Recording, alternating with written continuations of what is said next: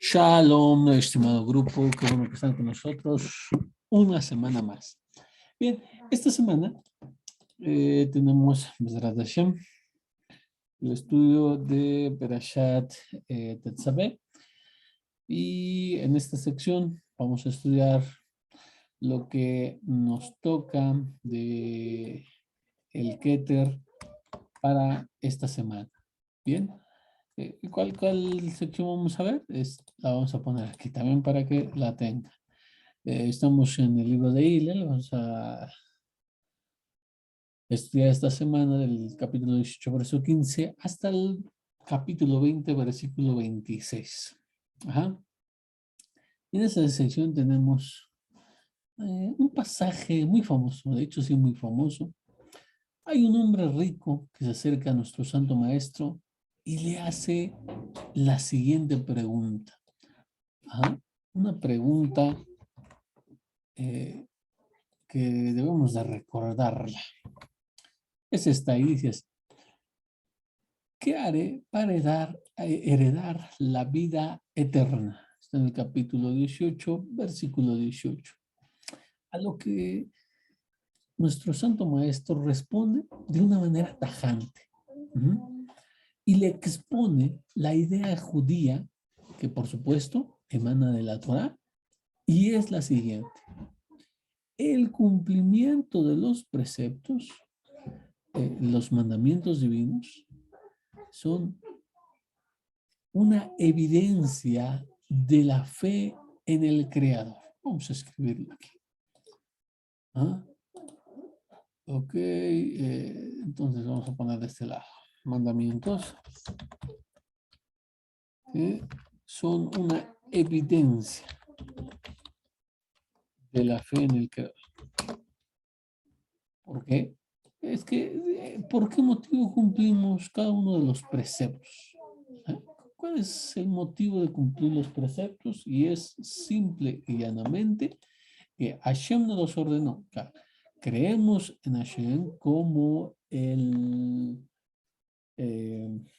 regidor del mundo y también como Él, un supremo amo, tenemos que se nos dice, Él nos da los mandamientos y nosotros los cumplimos porque creímos que Hashem es el creador, Hashem es el que nos los ordenó y esa es la evidencia. Entonces, el cumplimiento de los preceptos divinos, como dije, es la voluntad del creador que acatamos. ¿A qué le responde Rabbi Joshua a este hombre? Ajá. Eso está en el versículo 20. Y míralo. ¿Qué le dice? ¿Cuál es la respuesta de nuestro maestro? Los mandamientos sabes. ¿Sí? En otras palabras, es que lo podemos decir así, es como si Rabbi Joshua le respondiera de la siguiente manera. ¿Por qué me preguntas cómo obtener la vida eterna si sabes los mandamientos que has de cumplir? Y como consecuencia de ello, obtendrás la vida eterna. Entonces, los mandamientos nos enseñan verdades eternas. ¿Sí? O sea, en partes de la Torah tendremos verdades eternas. ¿Sale? Verdades eternas. ¿Ah? De una o de otra manera nos va a enseñar verdades eternas.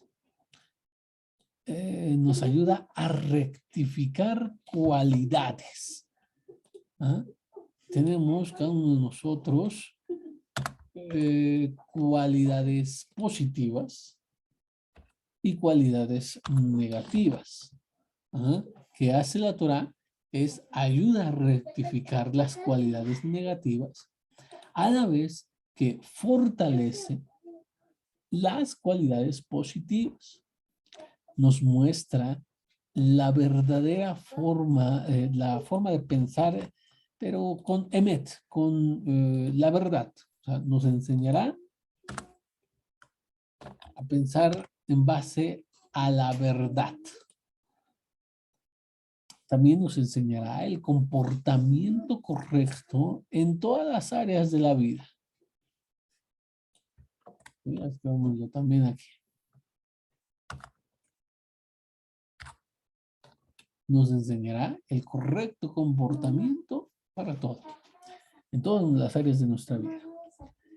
Ello obtenemos todo esto, lo que acabamos de mencionar, al manifestar nuestra fe en actos. ¿Sí? Todo lo que nos ordena la Torah, al cumplirlo, nosotros estamos ganando todo lo que hemos mencionado al cristalizar, por así decirlo, nuestra fe en acciones. Esto es, en los preceptos de la Torah. Bueno, eso no es la parte que queremos llegar, solamente estamos hablando de que le dice Rabbi Joshua, los mandamientos ya sabes. O sea, ¿quieres obtener vida eterna? Los mandamientos sabes.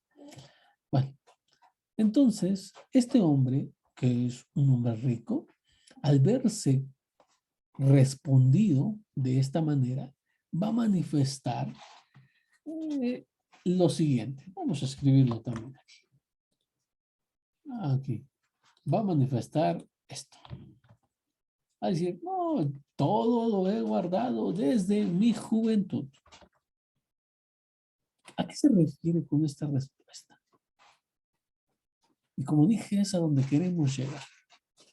¿Por qué? Porque la sentencia de Rabbi Joshua respecto a este tema es el siguiente. ¿No? Es este. Te falta una cosa. Vende todo lo que tienes y sígueme. ¿Eh? Como otra vez. Y dice, vende todo lo que tienes y reparte a los pobres. Y luego ven y sígueme. Lo que nos queremos preguntar aquí es, ¿por qué le pide esto? De hecho, ¿podemos recordar acaso que Rabbi Joshua pidiera lo mismo, o sea, en estos mismos términos, a todos los que le seguían? Bueno, en realidad muchos eran pobres. ¿Ah? Y tenemos que se nos dice en Mateo, Mateo 6, por ejemplo, se nos dice que, a ver, vamos a borrar unos cuantos aquí, vamos a poner una nueva. Se nos dice que debemos hacer tesoros en los cielos, ¿vale?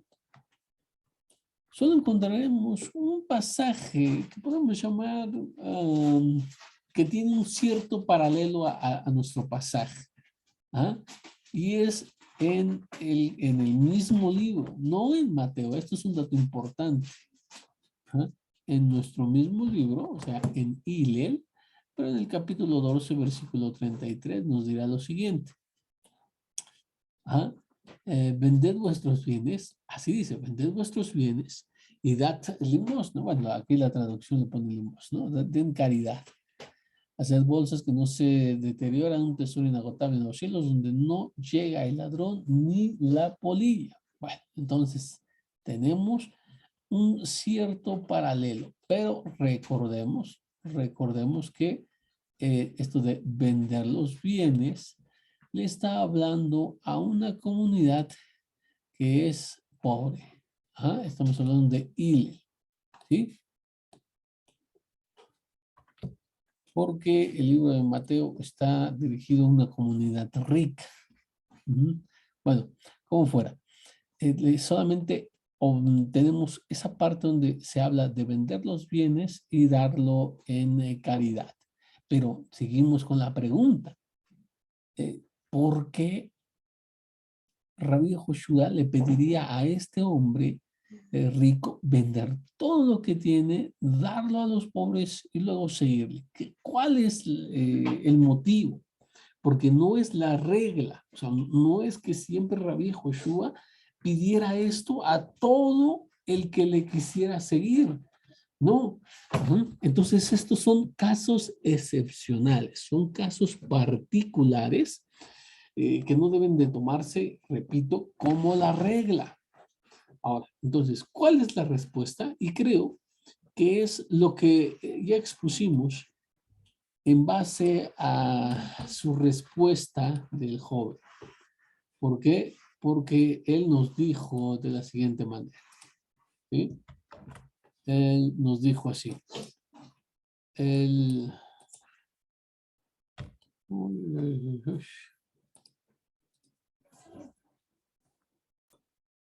él dijo así. Así dice, todo lo he guardado desde mi juventud. Creo que esta es parte de la respuesta. Y además, cuando la recibe, dice que él se entristeció mucho cuando recibe esta respuesta. Yo creo que él, nuestro santo maestro, quería rectificar parte de su pensamiento. Porque él respondió, todo esto lo guardo desde mi juventud. Como si él dijera, ¿eso es todo? Ah, eso es muy fácil. De hecho, es tan fácil que lo he guardado desde que era joven, desde que era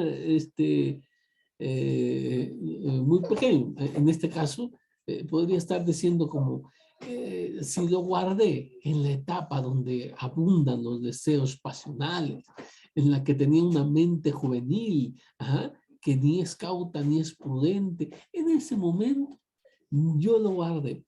Lo he guardado desde ese momento. Entonces, no es difícil. Dame algo más. Debe haber algo más que yo pueda hacer. Porque eso ya lo he hecho. Eso es como que el trasfondo o lo que este hombre rico pensaba. Sabemos que Rabbi Joshua tenía Ruach HaKodesh. Y él, por supuesto, que conocía los pensamientos y las intenciones del corazón, como los mismos escritos nos dicen en varias ocasiones, que él sabía lo que pensaban, que él sabía lo que decían en su corazón, etc. Entonces, gracias a este Ruach HaKodesh que él poseía, él pudo captar el problema de esta persona, y es un problema relativo al dinero. Entonces, eh, pudo notar en él que el dinero era un estorbo y esas posesiones le daban la falsa impresión a este hombre, de alguna manera, de ser merecedor de esa abundancia. Entonces vamos a escribirlo aquí. El hombre rico piensa, ¿no? Piensa que ser merecedor de de dichos bienes. ¿Estamos? Ahora, él tenía en mente que esa abundancia no eran beneficios divinos, sino una especie de pago por su piedad. Pero no nos equivoquemos, porque eso no es cierto. Porque si bien es cierto que Hashem concede algunas cosas por el mérito, ¿sí? También es cierto que lo que dicen nuestros sabios, y vamos a ponerlo aquí, ¿eh? Lo que dicen nuestros sabios en el Talmud. Rabba dijo, la duración de la vida, los hijos y el sustento no dependen, en muchas de las ocasiones, del mérito de uno mismo, sino que dependen del masal, ajá, ya, del destino. ¿Cómo lo demuestra? Lo va a demostrar con una pequeña historia, ¿sí? Pequeñas historias de Rabba y Rab Hizda, ¿vale? Entonces, ¿por qué? Porque uno vive 92 años, mientras que el otro solo vive 40 años. Ajá. Entonces, la vida realmente en muchas de las ocasiones no depende de el mérito, porque tanto Raba como Rab Hizda, ambos eran unos jajamín piadosos, personas, ajá, muy grandes. Entonces, no era de que, que a alguno le faltara algo.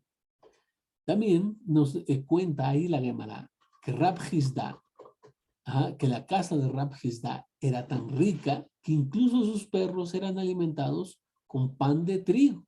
O sea, el trigo usado para las personas. Ajá. Y aparte es de alta calidad. Pero mientras que la casa de Raba era tan pobre que a veces ni siquiera tenían pan de cebada. Acuérdense que el pan de cebada lo que es muy barato y se utilizaba de hecho para los animales. Ajá. No es que a la casa de Raba le faltaran méritos, no, sino que Hashem decretó que él viviría pobre. También nos dice otras cosas, como por ejemplo, que la casa de uno de ellos celebró 70 bodas, mientras que la de Raba, sabemos que Rab Hizda celebró 70 bodas, su casa celebró 70 bodas, algo muy hermoso, algo muy lindo, y mientras que la casa de Raba sufrió 70 duelos, o sea, vean uno eventos muy felices y el otro totalmente llenos de dolor. Entonces, con esto la Gemara dice que no siempre depende del mérito, sino de cómo fue decretado por el cielo. Si vamos a tener pobreza o riqueza, enfermedad o sanidad, y ejemplos similares. Entonces, este hombre rico podría creer que la riqueza que tenía era algo que él merecía y no lo veía como un regalo divino. Ajá.